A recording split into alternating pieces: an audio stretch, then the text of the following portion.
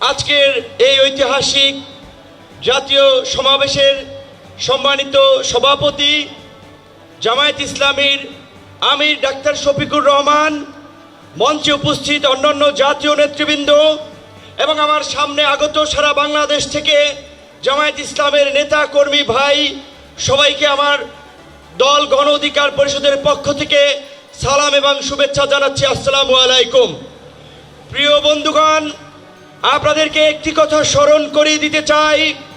আপনারা যদি ইসলামী রাজনীতি করেন, ইসলামী মূল্যবোধকে সামনে রেখে কথা বলেন, নিশ্চয়ই আপনারা জানেন আল্লাহ তাআলা মানুষকে ধন সম্পদ এবং ক্ষমতা দিয়ে এবং নিয়ে পরীক্ষা করে। গত 16 বছরে আমাদের কাছ থেকে আল্লাহ তাআলা নিয়েছেন, আমাদের ধৈর্যের পরীক্ষা নিয়েছেন। আমরা সেই পরীক্ষায় উত্তীর্ণ হয়েছি বলেই আমাদেরকে এই রহমতের জুলাই উপহার দিয়েছিলেন। যেই জুলাইয়ে আমরা বাংলাদেশের মানুষের উপরে চেপে থাকা দৈত্য দানবের মতো 16 বছরের ফাঁসিবাদকে পরাজিত করেছি। কিন্তু আমরা ওই যে আপনার হাদিসে আছে, বিপদ কেটে গেলে মানুষ উৎফুল্ল হয়, অহংকারী হয়। তাই আমরা দেখতে পাচ্ছি এই গণ অভ্যুত্থানে আমাদের অংশীজনেরা, মজলুমরা আজকে উৎফুল্ল অহংকারী হয়ে জালিম হয়ে উঠছে। তাই আপনাদেরকে মনে করিয়ে দিতে চাই, আমরা যদি সীমা লঙ্ঘন করি, শেখ হাসিনার মতো আল্লাহ পাকও কিন্তু আমাদেরকে ছাড় দিবেন না। আজকে যেই ছাত্র জনতার সংগ্রামের মধ্য দিয়ে, যেই রক্ত এবং প্রাণের বিনিময়ে আমরা এই ঐতিহাসিক পরিবর্তন পেয়েছি, এই পরিবর্তনকে টেকসই করার জন্য আজকে বাংলাদেশের মানুষ যে শাসনতান্ত্রিক এবং সরকার ব্যবস্থার পরিবর্তনের আওয়াজ উঠিয়েছে, সরকারকে বলতে চাই সেই শাসনতান্ত্রিক ব্যবস্থার মৌলিক পরিবর্তন না করে আপনারা নির্বাচনের দিকে হাঁটবেন না।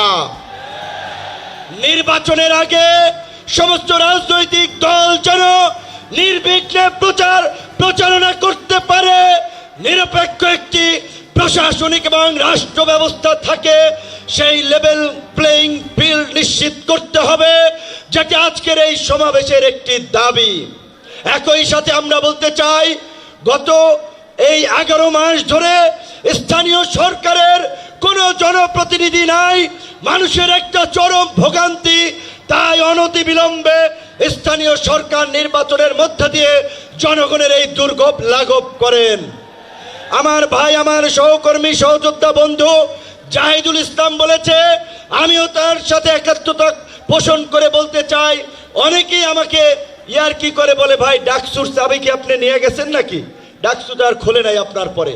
তো আমি বলতে চাই, ডাকসু সহ সকল ছাত্র সংসদ নির্বাচনের মধ্য দিয়ে ছাত্র রাজনীতিতে একটি গুণগত পরিবর্তনের ধারা এই সরকারকে শুরু করতে হবে। একই সাথে আমাদের এই অঙ্গীকারের বিনিময়ে এই পরিবর্তনকে দীর্ঘস্থায়ী করার জন্য, এই জুলাইয়ের সুফল মানুষের কাছে পৌঁছে দেওয়ার জন্য ঐতিহাসিক যে জুলাই ঘোষণাপত্র এবং যে জুলাই সনদ, আমরা আশা করি সরকার সেটি এই জুলাই মাসে বাস্তবায়ন করবে। অন্যথায় জুলাইয়ের অংশীদাররা এই সোহরাওয়ার্দী উদ্যানে যেমনি কিছুদিন আগে ইসলামী আন্দোলন সমাবেশ করছে, জামায়াত করছে, অন্যান্য দল করছে, সরকার যদি জুলাইয়ের ঘোষণা এবং জুলাই সনদ দিতে ব্যর্থ হয়, আমরা জুলাইয়ের অংশীদাররাই ঐক্যমতের ভিত্তিতে এই সোহরাওয়ার্দী উদ্যানে আমরা ঘোষণা করব। ধন্যবাদ।